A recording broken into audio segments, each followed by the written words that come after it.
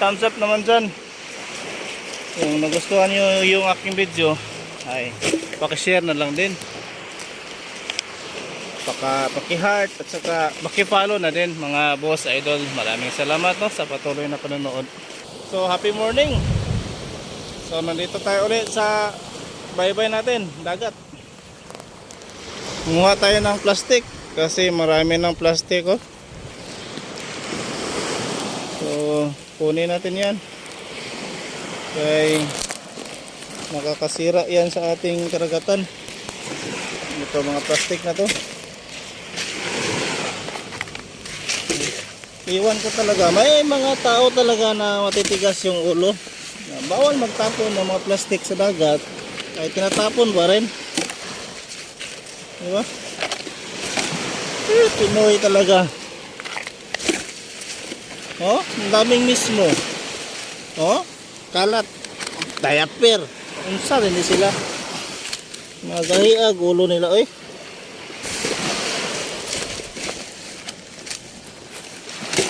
So lagyan natin sako. Kasi yung mga ganitong plastic, pag napunta kasi ito sa dagat, sa kailaliman ng dagat, nakakasira yan sa mga marine life.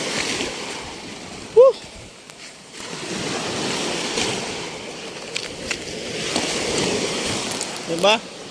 So sana may kayat natin yung ibang vlogger na kahit paano mag sila, ito yung content nila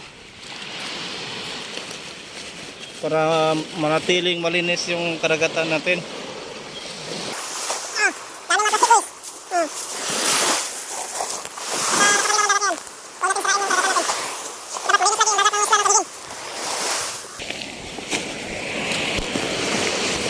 So, ipapakita ko sa inyo kung gaano kakalat yung mga plastic sa dagat natin, nagkalat yan, Siyempre, tao yung tumatapon dyan. Pagpunta doon, napakarami, kaya kunin natin yan isa-isa.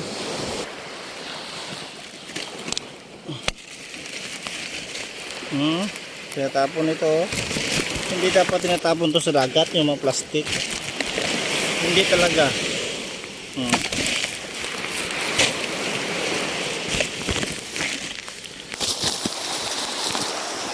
Ganito na mismo.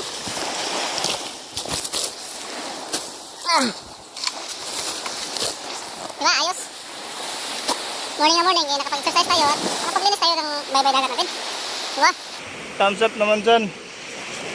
Kung nagustuhan nyo yung aking video, ay pakishare na lang din,